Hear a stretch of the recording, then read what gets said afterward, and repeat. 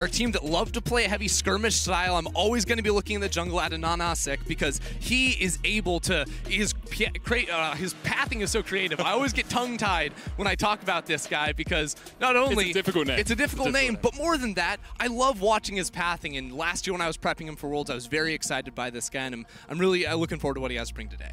I will say, Ender, having cast him a few times in the past, Ananasik. It's the last I still subscribe to Frost's line of thinking. We just call them pineapples, yep. But we can't have everything in life. No, we can't. Unicorns on the blue side, Mordekaiser and the Ornn getting removed. Nidalee, Evelynn taken away here from Ananasik, and now we'll see perhaps if the Lilia is banned. Graves removed by the Unicorn, so that does mean the Set Echo combo that we saw PSG use so effectively yesterday is still available for Uniboy and Kongwei. Yeah, and then I'm wondering, do we get to see the Lilia from Ananasik? Because that's a champion that can run over games with a couple of those AP junglers already taken off the board. Could set you up very nicely there. Now, with the first pick for Nectin, Unicorns are saying they're going to play in a similar style to how they play a lot, which is strong solo lanes. They really like having power, top lane, mid lane to enable Ananasik to get a little more aggressive in the early game. And what a surprise. Set is the immediate hover here for Hanabi. It's going to go into Uniboy's hands. He plays that mid, and Kongwei plays the Echo jungle. They played it 4 times for HQ, I believe. 100% win rate on it, 100% win rate at Worlds. I would be shocked, in all honesty now, if it is not picked here for PSG. Yeah, and it's funny, too, because I remember last year, 2019 play-in stage, Echo jungle was all the rage. You know, everyone tried playing it, and it didn't really work out, and then it just fell off a cliff later in the tournament. And even since that point, it's been nerfed a couple of times, and Kongwei still likes this champion and can definitely be one of those that when you get to level 6, like, your skirmishing is very, very strong, and it's super hard to punish him, and it allows him to play pretty aggressive. It definitely lends me to thinking, though, that PSG will not play that team fight style we saw them use against LGD. They're going to be much more about unleashing Kongwei early on. They'll have probably a Senna in the bottom lane, a more safe AD carry down towards that bottom side, and then they'll try and use Kongwei just in those side lanes. Exactly, and that's something that I really like as PSG come to this game, and they've obviously done a lot of prep to face off against the Unicorns, as we know Unicorns like to play a little bit more skirmish style, right? So why don't you try and match that a bit? And one weakness of the Unicorns is they like to flip it around the Herald. They'll sometimes take fights early on that they don't need to with comps that do scale up, and even in the first game of the tournament, like, we all remember No Man's running away on that cast and, absolutely breaking the ankles of his opponents, but that came off of the back of not the best team fight around the Rift Herald. So I think by drafting some strong champions that can fight, early on to the game, 8 to 12 minutes, you definitely put yourself in a spot to try and battle Unicorns on that ground. Volibear is the next pick for PSG. Expect that to go to Hanabi. Now, I know we're saying the Set Echo is mid-jungle. That's just because that's what they always do with it. Set can still be flex. Like, it could still be support, it could still be top. It's not going to be. It's going to be mid-jungle. Volibear is going to go into the top lane to try and deal with the Renekton. So now what we have on the other side, of course, is that Hecarim Orianna. Very strong combination here. Bot lanes remaining very untouched, and this has been an evolution I've seen in draft phase kind of globally, as early on in the year, even early on in Summer Split, it was all about drafting, very strong AD carries. Like, remember Caitlyn, remember Ashe. Even LEC Playoffs was all about that. Exactly. Ashe, Caitlyn priority every game. And before that, we had, like, Varus and Senna in the bot lane be very, very high priority. But as we see so much more focus on banning out pivotal junglers, you focus on getting these strong junglers early on, we see AD carries and supports pushed later and later into the draft. And what this means for PSG, at least, is likely to be able to find a counter pick in the support role for them. They're taking away a lot of these hook champions for the time being, and I mean, they'll get to reveal whether or not this Orianna is going into the mid lane or the bot lane from the Unicorns. Actually taking away Kaiwing's Thresh, because Santos is really good at Thresh as well. Like, Santos is undefeated on Thresh throughout the season, has a 10.4 KDA. Kaiwing's lost 2 games, I believe, on it across his 10 games as well. So both of them Thresh aficionados. Jhin is the expected pick here for D. We saw him play it yesterday when the Senna was removed. Now, the thing with D is, I looked through some of his stats and he is unimpressive. 20% of his team's damage share as an AD carry, that's quite low. Although he did play 1 game of Senna, so that equals it out a little bit. However, what he does do well is let his team play around him, right? Kaiwing protected him really well in team fights, and all you need to do is get that fourth shot off a couple of times, and then you're really impacting the fight. Exactly, and right now with PSG's comp is you've got a very scrappy comp, you know, 3 melee champions really bolstering you up on the top side of the map, and now they need some long range and some solid long range initiation, I think, especially in the support pool, depending, I mean, if you wanted to put the set bot lane or not, because I think if this Orianna is itemizing, you know, into the route of like the Hextech GLP, like that's so effective against melee champions, the long range slows, and with a Swain too, we know that can actually go both places in the bot lane, either carry or support. This could get interesting. I mean, we've already seen Gadget play the Orianna once in the bot lane today, so it could be even Swain mid with the Orianna going down towards the bottom side. If it is a Pyke, the expectation is Swain Pyke in the bottom lane. I prefer a Rakan. I think it gives you a little bit more follow-up engage with the Hecarim, but also it denies that long-range engage that we were talking about from PSG, the ability of Rakan to get onto that backline. All right, this is really, really interesting now because Swain is so effective against low-range compositions where you can stick 3 people on him. He gets that massive drain. It's very hard to take him out with any sort of long-range sustained damage. And definitely PSG not built to combat in that department now. So PSG, we said they needed hard engage. They're going to find that hard engage in the form of an Alistar here, but I don't know. I feel like Unicorn's comp is really good at absorbing engagements, right? You know, Renekton can pop the Dominus, be very, very tanky. The Swain has so much sustain in these fights too. I'm a little bit concerned at whether or not PSG will be able to get through the healing that Unicorns have drafted.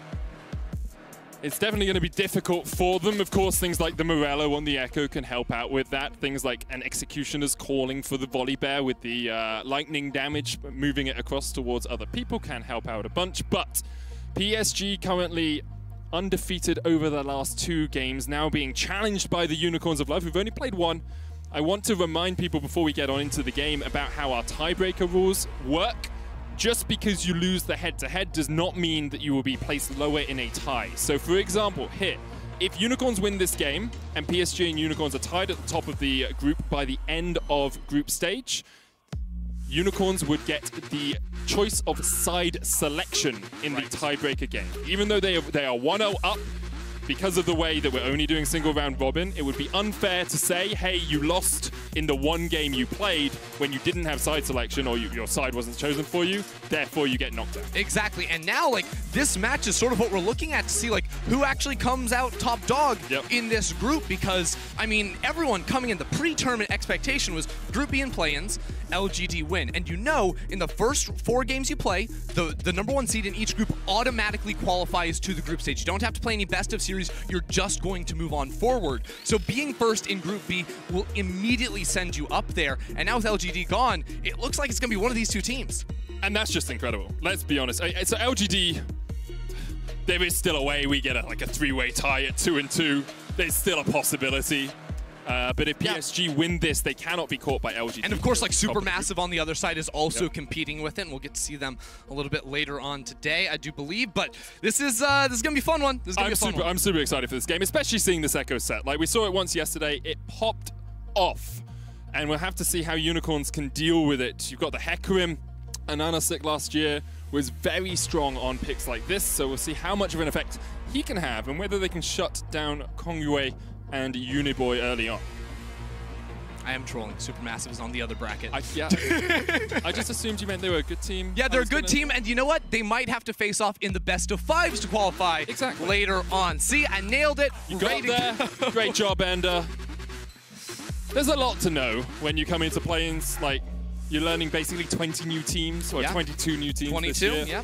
You have to remember who everyone beat and what day it is, which you struggled with in the last today game. We have so much League of Legends. Yesterday we only got to cast a couple of games. Today we get 7 on the day, so 2 more coming up after this one. We got a Supermassive versus Mad Lions I'm looking forward to, and then NA versus OS to close it out. The upside down. Look, I still believe horses are just kangaroos that haven't learned to walk on 2 legs.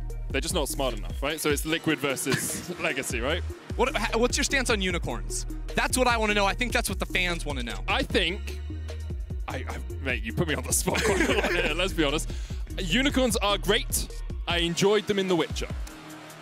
That's a reference you won't get because you haven't played the game, but everyone out there, you know what I'm talking about. Let's go, League of Legends. Gonna play some more, and we'll see.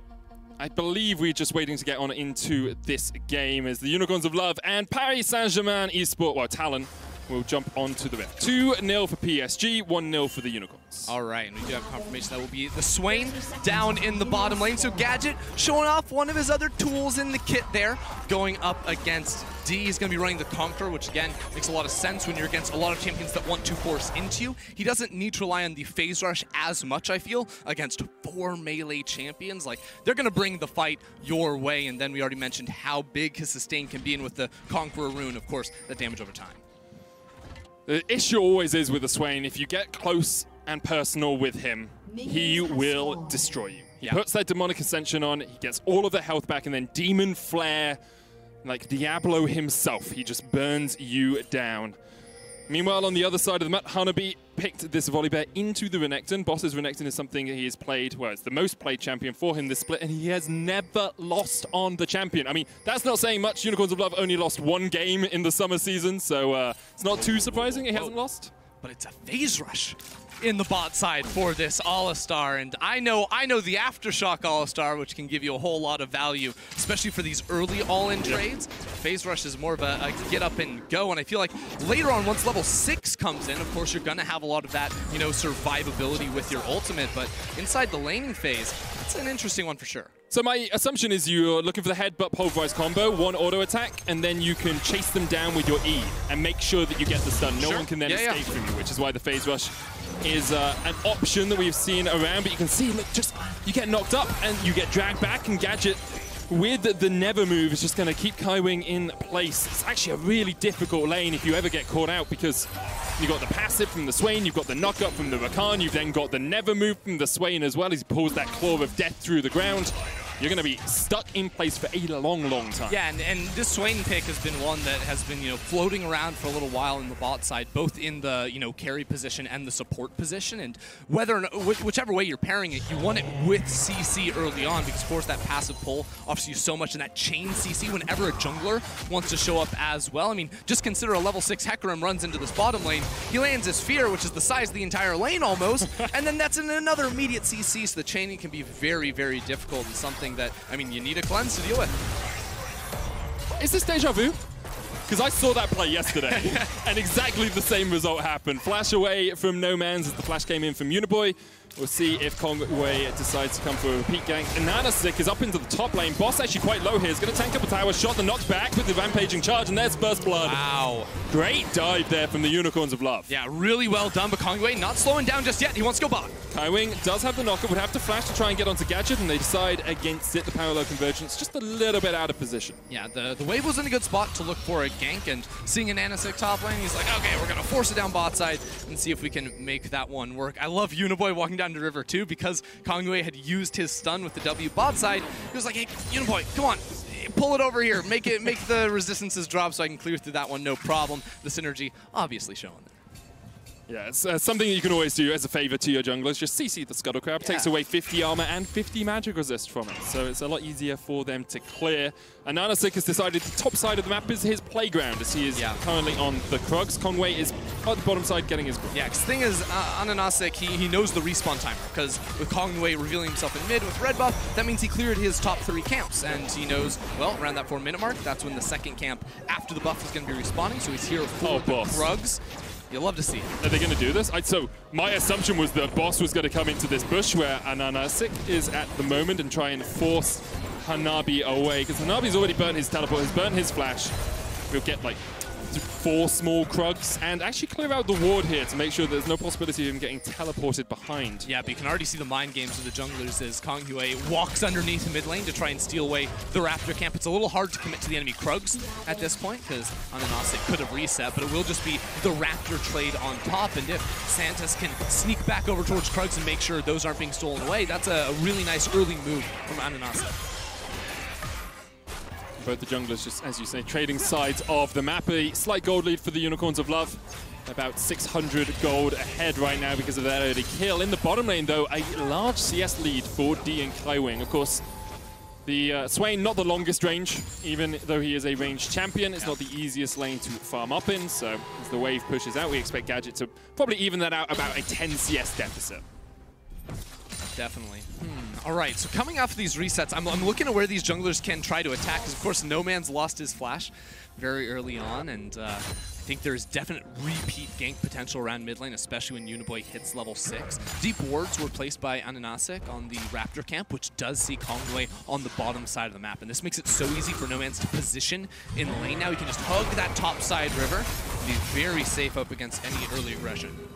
Of course, Renekton, Ruthless Predator, the stun works its way through shield, so even though Hanabi's going to try and get some shielding from that electricity from the sky, he will be chunked out pretty effectively every time that boss decides to go in. And you wonder about the Volibear pick, like, it feels like it's matching the Renekton okay in the lane, but it's got to bring something more to the table, because Renekton at the moment is just having an easy enough laning phase. Yeah, I mean, I think Renekton's gonna be fine up here, and looking at like later on team fights, I think Renekton has a little bit more value to offer when it comes to like diving the enemy backline. When Diaz cleanse up, it's gonna be really hard to make anything happen. But I mean, this is gonna be a game where, I mean, it feels even less about diving backline. It's just like a bunch of melee champions butting heads. That's why I actually am a little disappointed to see No Man's going the route of the Seraph's Embrace here. That early tier purchase again against 4 melee champions. The value you gain out of itemizing. Hold that thought though, as Kongwei looks towards mid, but the value you get out of a GLP and the slows you can provide is just absolutely massive. You can see Kaiwing roaming away from D as well, just trying to get himself involved in the action, but neither team really able to find too many forays. Of course, we had that first blood in the top lane, which was a excellent dive from the Unicorns of Love. But now, teams seem pretty satisfied just trying to find these picks without actually really making much headway. D's walked all the way up towards this middle lane. It's kind of funny. In 50 seconds, Rift Herald's going to be spawning, and one difference in the bot laners is Gadget went the TP route and is holding on to that teleport. So if Unicorns did want to contest over the top side of the map, they do have that global at their disposal. I wonder if D's going to get to level 6 alongside Kaiwing a little bit earlier here, because Santos has left the lane. Obviously, he's only level 4, so if Gadget gets 6 first, you could actually look for a pretty aggressive all-in here, although D gets it right off the next minion, so deciding against it. Yeah, I still will say, when you look at like the all-in, Jin's ult is not the all-in tool more often than not. You know, Gadget gonna have a lot more immediate value out of that ulti if there were to be a gank, but I think at this point, like, Kongwei isn't going to be looking for any sort of bot lane play, you know? Like, Uniboy coming down here, it's a little bit much to ask for. I think that their best tools were to look around mid lane, and especially if Uniboy can keep setting up the wave like this, where he's chilling in mid lane, there's 6 ranged minions on the other side. Because I saw him do exactly the same thing. I was like, okay, it's pulling this, then it will freeze outside of his turret range. He's going to be in a great position. He's like, no, I am set. I punch things. But the funny thing too is, like, Kaiwing was literally running through river, like, right when No Man's gets back to lane, we're going to make the gank. Oh, nope, just recall. Never mind. Sometimes you got to punch stuff. Yeah. Okay. This is the play I was talking about from Unicorns, though. Off the reset from Santos, he's going to run up top side, and Gadget can obviously go ahead and join into this fight with a teleport of his own. D-pathing down bot side likely means this just goes to the Unicorns. We've heard already today, seen it on Foscurin's Twitter as well. Unicorns like to flip the Herald. That's kind of what they do. They will play for it as much as they can. In their defense, in this game, this is less of a Herald flip. This is the right decision. This is exactly set up how you want it to be as TP comes in, as D did end up committing to mid lane. Here comes Unicorn as well.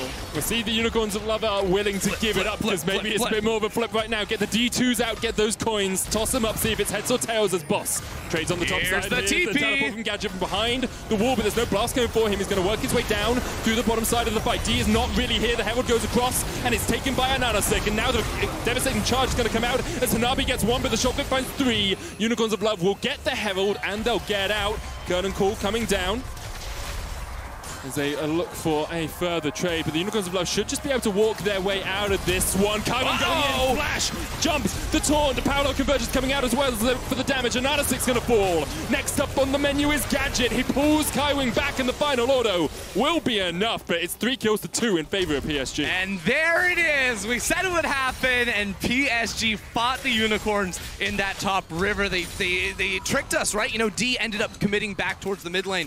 Uniboy on the teleport in end that fight. And I mean, part of it was just a little bit crazy because Gadget didn't actually commit to the 5v5 right off the bat. He ended up chasing down towards D, and the early damage, the base stats smacking each other in the face was PSG favored. It's a little bit of a chaotic fight. Yeah, because again, the important thing is Gadget, who just ran off your screen, he's not in this fight. So the Smite steal does come through from Ananasic. He's able to pick up the Rift Herald on top of it, but Gadget's over here. Like, his ultimate is so massive against all those melee champions, but he's not able to commit anything onto D, who doesn't even use a summoner spell. It really feels like here Unicorn should just... Kaiwing. Ooh, the express pathway. W to Gadget, Q flash onto the other two. Backliner sets up for Kongwei to finish him off, and that was very well played. I mean, it's really good from Kaiwing. Totally agree with you, but Unicorns, they get the Herald. They are out of the fight. They can walk down towards their mid lane tower, and then they're like, nah, man, gotta fight a little bit more here. They got 1 kill out of that. 3 went over to PSG, and it's about a 400 gold lead for the Unicorns. And they do have the Rift Herald, and there are still plates for the next 3 minutes, so they should be able to get some of that extra gold back in their pockets. Do they want to commit to yet another fight around the Ocean Drake that is up, of course? I think the bot lane for them, Gadget did just come off of recall, so he didn't really have any money to spend after that fight either, and he's still trying to work his way into the Rod of Ages here. So I think Unicorns, after realizing how little damage Nomance especially did in that fight with the Shockwave against the base stats of PSG, they're like, let's pump the brakes just a little bit, calm down, and just let that dragon stay on the map, because eventually, you know, a couple items on this Swain, especially when the Leandres comes in, there's a lot of HP stackers from PSG, he will just tear through them. And the big thing for PSG is Kongwei picked up a kill, Uniboy picked up a kill, so they are well and truly off to the races in terms of their itemization. The Runic Echo is complete on the Echo himself. Perhaps look for some of these plays, but the problem is that there's Flash is still available for Nomance and Gadget, so it's actually a lot harder for Kongwei to find a pick. So he's going to try and fight over this Scuttle Crab right now.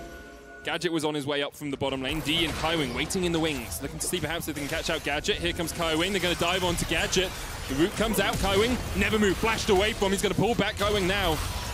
As Gadget had to burn his flash. The Scuttler still fought over here on the top side as the base breaker comes in. Showstopper already used. Kongwei's going to get Shockwave. There's a TP. His Chrono Breakout and just about gets it. And now here comes the TP. Gadget on the backline with the Demonic Ascension. Trying to get that flare off as Hanabi dives towards Santos. Gadget pops. Look at the healing. Curtain Call coming out. Gadget healing up. Nomance almost down. Gadget's going to take a final shot to the back and he will fall. 1 kill to PSG. PSG, they're fighting the river, they know they have the TP advantage, and Unicorns of Love are not doing their due diligence right there. Hanabi is able to come into the fight, Voss cannot help out whatsoever. And even with the damage Gadget was able to do, the time he was able to buy, PSG are the stronger team. But Boss has not been that involved. He is now 0-1-1, he's got 4 plates, he has a Blade of the Ruin King complete, he has a 40 CS lead. Like, this Croc is a monster.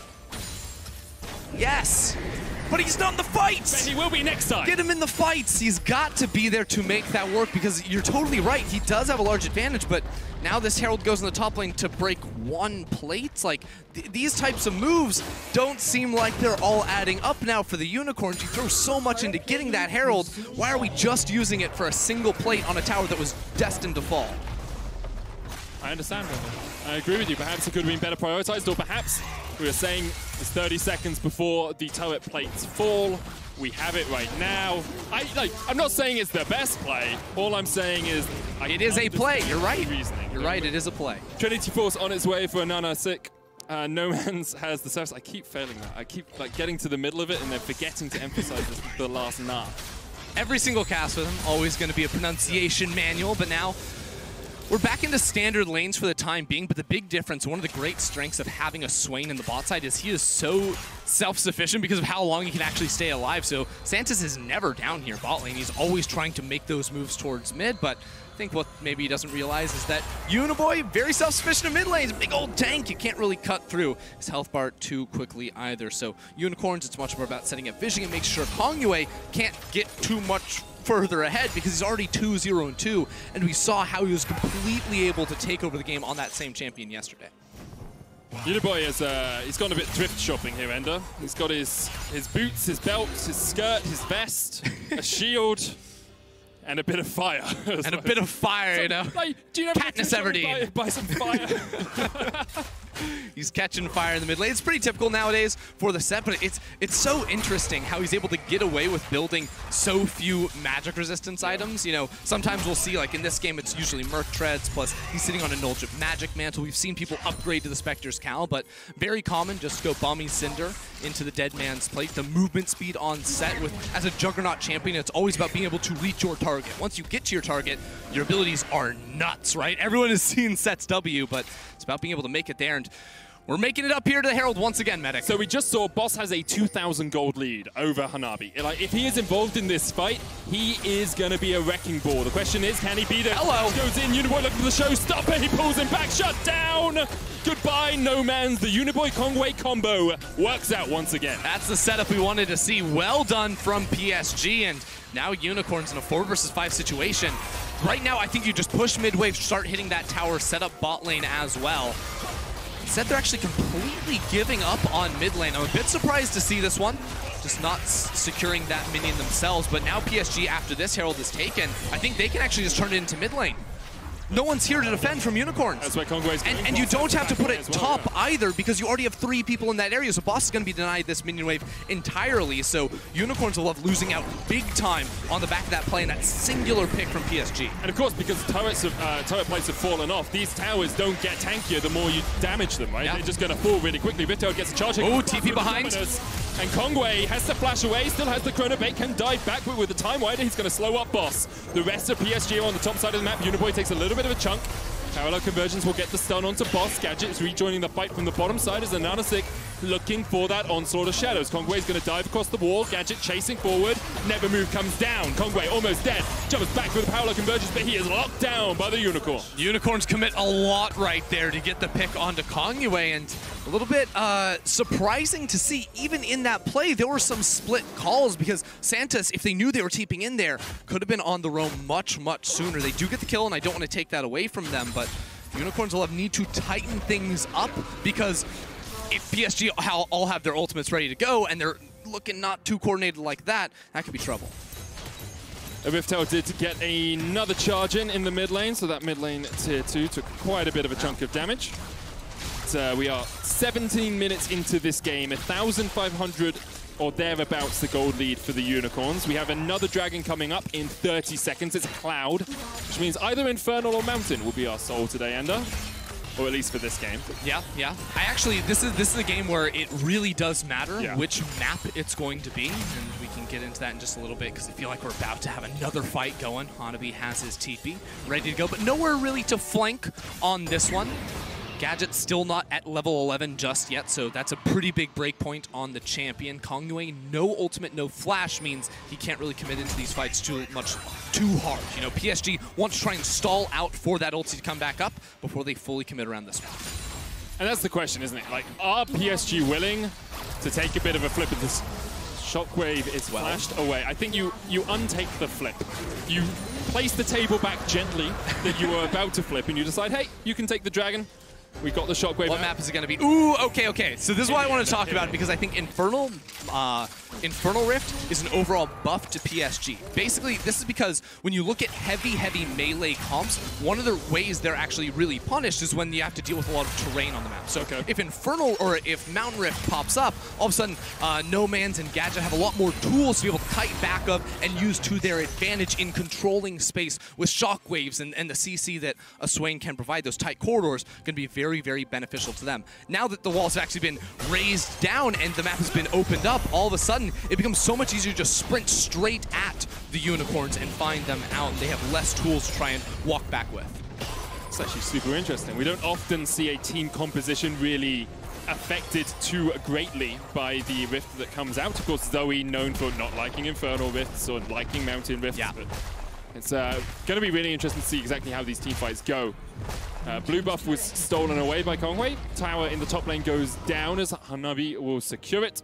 Let's have a look at where we are in terms of items. Uniboy has his Dead Man's Plate. Protobelt, I'm going to assume Kongwei will get on his next back. Infinity Edge complete for D. And the Rod of Ages, Liandry's on its way for Gadget. Liandry's also almost complete here for No Man's. He has that Blasting Wand and the Haunting Guise already in his inventory. Yeah, and this is something I talked about a little bit earlier, but it really is 2 items where I think the comps start to diverge pretty heavily in terms of like power. Because 2 items, you just said, the percent HP burn damage in these long fights against a lot of tanky members is going to benefit Unicorns a whole lot. And the other thing is, when you run multiple tanks in your comp, you have to split your resistances, right? So it's not like you can just pile up a whole bunch of armor. You have to go 1 armor item, 1 MR item usually, whereas carry champions just get to go all in on that 1 big stat, which is usually going to be the AP here for both of those 2 champions. So 2 item fights could be rough. And that's why PSG are looking to fight down bot side early, but Gadget should be able to get out of this one. Yeah, Gadget just walks away at the end there, is able just to escape and actually uses the Vision of Empire to get himself a passive proc. High-tier Swain play right there. Get as many passive procs as possible. So we kind of get to this state in the game, Ender, and it's difficult to define exactly how the team should play their next steps. Because I look at it, I say, Infernal Drake in 2.5 minutes. Cool, okay. You can push out side lanes, you can get CS, you can get some gold, but it feels like the teams tend to accept that you don't have to force around these moments. Yeah, and I think for Unicorns, one of the great things for them is they can get priority in a lot of their lanes pretty easily, because I think when Orianna is going to match up against a Jhin, she should always be able to hit the wave with her AoE spells, push through that. Renekton, with his advantage topside, going to be able to gain that as well, and Gadget 2 continuing to scale up bot side. So when we split out and look to control the waves, the map will usually belong to the Unicorns, unless PSG rather, are dropping a wave to then gather forces inside the river like we just saw and put down some vision. Makes sense, and you can see that PSG tend to just be a little bit more on the back foot. No Man's going to catch the wave in the mid lane. And that prototype now complete on Conquest. And what PSG have actually done really well over the last couple of days is have moments where the game feels a little stale and then find picks in those moments. Conquest especially, like, he is so good at positioning his parallel convergence and catching people out when you really don't expect him to be able to. Often, obviously, teaming up with Uniboy and working with him, but right now he is working with Hanabi on the top side of the map. Boss, he's going to be pretty difficult to take down, especially with the Merc Tread, the Black Cleaver, and the Blade of the Ruin King already complete. But we'll see if Conquest is able to do anything about it. I think Gadget just sniped out another passive proc there. I think that's why he was dropping the emote, saw that come back to him. But PSG do have good vision, so it's really stopping Unicorns from searching for any sort of play themselves. But we are approaching that Infernal Drake one more time, and neither team has really shown a willingness to play passively around these objectives. PSG gave up the last one, but Unicorns, even at a disadvantage, have been forcing fights every time. And now the Leandries is finished for No Man's. I wonder if Gadget can get back to base for his. PSG currently have control of the river. There's a ward just down towards the bottom side of your screen, next to where Kaiwing is. Just moving out of sight right now, but PSG will need to get control of the mid lane, bot lane, all the way pushed up. Gadget's going to back. Let's see if he gets his Leandries. There it is. 2 items complete. Rod of Age is still stacking up, and now he can either walk in or TP, and he's going for the TP. There's the parallel convergence. Santos, the only one to eat the initial charge. Of course, Conway didn't jump in. Yeah, and Gadget has already teleported to that mid lane tower, so Unicorns will desperately want to fight this. PSG have been zoned to the bottom side of the river, so if this stalls out, there will be a wave coming for Unicorns to play with. But I think a good position for Unicorns is actually be the ones to start up the Dragon, force PSG to come in to their back line, and they're going to be able to tear through them. I mean, the great thing for your Unicorns of Love is if PSG are coming at you, you have great shockwave positions. You've got these chokes that you have to funnel through, and you can see Unicorns start it up. Boss and Ananasik going to start this one as Conway comes in from the bottom side of the fight. Kaiwing there as well. D there. Teleport coming in from Uniboy as they look to join this Barney. The Dragon down to 1,000, the knock away. Shockwave comes out, and Ananasik is the one to secure a second spike. He's got this game. Quickness coming out to dive onto the backline. D trying to cleanse away, flashes out, and Gadget almost gets him with the death hand. Hanabi down towards the bottom side of this is going to get taken out by No Man's and Santos. You have to feel. Ananasik will chase him down. The Stormbringer is brought to an early grave. 2 kills and the Dragon to the Unicorn. Ananasik huge with the smite and huge with the team fight as well. Coming up clutch right there, and you saw it. PSG just do not have the damage to kill the Unicorns on this itemization, and Ananasik wants more. Conway dying even with his ultimate available, just got CC chained and went down, and I think the Unicorns might be thinking, oh, the Baron's available. 24 minutes in, 2,000 gold lead for them. This could be a little bit greedy. Hanabi has the teleport in 12 seconds to join the fight. They're just taunting PSG to come in. Fight us, let's go, let's party. The curtains are gonna open, the knockup comes down, and Ananasik is almost taken out. Boish doesn't go in, and that's one kill. Kaiwing falls, the Baron goes down. The Unicorns of Love, they taunted PSG, as you said, Betty. Oh, sorry, Fedius. Wow! That's okay. Fine, you know what? The Unicorns will focus on what matters, Medic. Not me, clearly. All right, Ananasik here gets punched out of the fight, and they try to burst it down, but Ananasik comes back somehow and lands that smite, then the ulti onto a poor D right there. All he can hope to do is flash on out of that one and survive, but the damage is not there for PSG, and I love the call to then continue it on the Baron. I'm so sorry, Ender. You should be. We'll come back to the League of Legends game.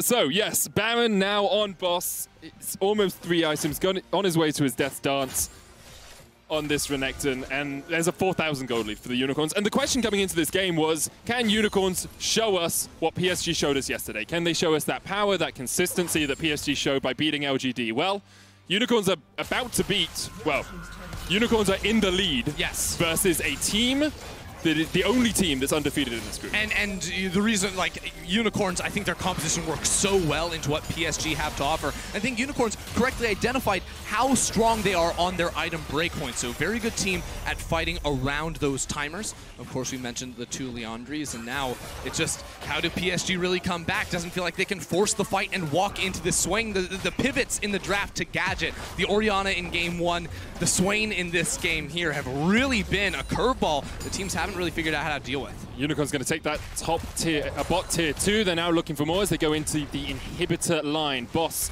and Ananasik are pushing forward. Uniboy's going to use the face breaker. Tier 2 in the mid lane falls as well. 5,000 gold lead. Unicorns trying to get the waves to sync up, but that bot wave is still a way away. But PSG, slow to react, slow to act, slow to get here for this a little bit of action as the inhibitor tower falls in the mid lane. PSG stepping forward, trying to find their mark, trying to find their man, but Unicorn's like, okay, you can go mid, we're going to go bot lane and bring in the wave that we prepped. Yeah, the wave just take all those towers. Just take all those towers, and D cannot fight. He is unable to fight until at least he has the cleanse back up, because as we've seen, Ananasik diving into the backline is so hard to deal with. There's no wave clear here either. Like, what can D or Kongwei hope to do? The answer is nothing. They can't even reach the cannon minion buffed up by the Baron that's constantly laying waste to this turret. This is the final wave. 30 seconds on the Baron buff. 4.5 grand out of it so far for the Unicorns of Love, and they're looking for more as these double cannons just rain hell upon the inhibitor tower. Hanabi in the mid lane trying to trade. Here comes the showstopper. The Parallel Convergence won't find them. The quickness coming out, and there is the shockwave. No Man's gets out of the back of it, and PSG have been swept. They've been wiped off the map. Kaiwing falls, Uniboy falls, and now the inhibitors will fall shortly after. Onslaught of Shadow still available for Ananasik, and it is just so darn powerful. It is just so darn strong from the Unicorns. They take the first inhibitor, they're looking for the second. Sometimes all it takes is that one clutch team fight, and that came for the Unicorns around the Dragon, and now they're looking for the end. Looking to take down the only undefeated team in their group and stake their claim for the top spot, stake their claim for World Group stages. They're not going to be able to do it yet. Overstep just a little bit as PSG fight them back, hold them away from those Nexus towers. Double for Kongwei. Did Gadget really just flash the LGG symbol? Doing them dirty, even when they're not in the game to try and defend themselves. Unicorns, I mean, they actually lost a Dragon off of this play. They're still very much in a commanding position with double inhibitors going down, but PSG at the very least going to keep Unicorns away from Soul Point with this one. Yep, it's an Infernal over to PSG. So it felt a little bit like Unicorns should have just been able to end the game here. Let's see why they couldn't quite do it. Yeah, I mean, they dive very deep into the backline for D, but actually Hanabi killing out No Man's there takes away a whole lot of their damage, and then also Gadget doesn't want to commit to the fight underneath the tower, which you respect. Unicorns divers just getting too deep, as we just said, but Unicorns, they're not slowing down. That's a triple teleport. I was like, that's a double teleport. No, that's 3. Ladies and gentlemen, they are going hard for the 3rd and final inhibitor. I mean, they might as well, right? Super minions already over the halfway mark in the mid lane. They're working their way towards bottom, although their tower will just fall. And now they will hold this wave for a moment. You can see them not quite clearing it out as quickly as they can as oh, dear me, sorry. Ananasik is coming across from the side. Santos is going to join them. And actually, these cannons going to fall quite quickly. They've cut off the flank from Kaiwing. What can they hope to do? Uniboy takes half his health. Does still have the Haymaker, so should be okay with a little bit of a shield. The next wave on its way. Supers in the mid lane have to be dealt with by PSG. The Supers in the bot lane will slowly begin working their way up there. The Unicorns just trying to hope that PSG take too long to clear out the wave. Unicorns doing such a great job of holding off the flank. Kaiwing is trying to find a way in, but they just won't let him have it.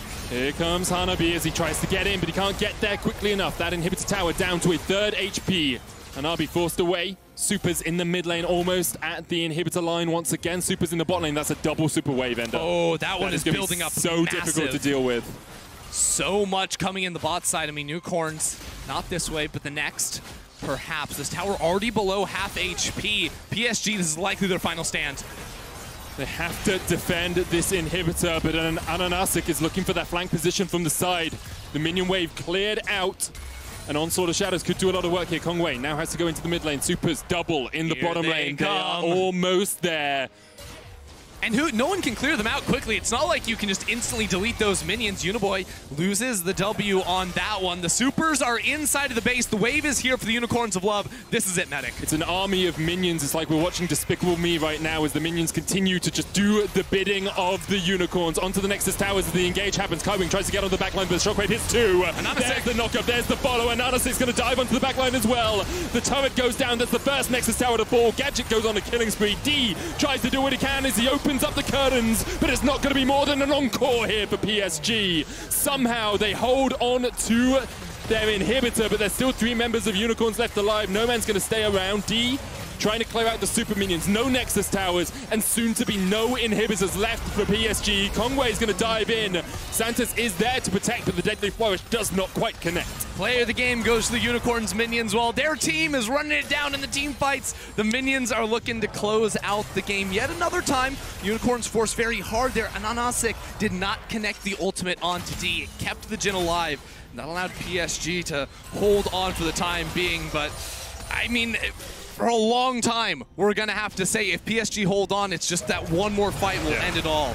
Have another look at this. You can see Gadget on the front line with that demonic ascension. The Shockwave is great as well. Yeah, the Shockwave does hit 2 at the top, and this is what I was talking about on the right side. Ananasik doesn't catch D. He will fall down, and Kaiwing also burns at the end. Gadget flashing on in there, but unable to sustain on through. It's a close fight, but...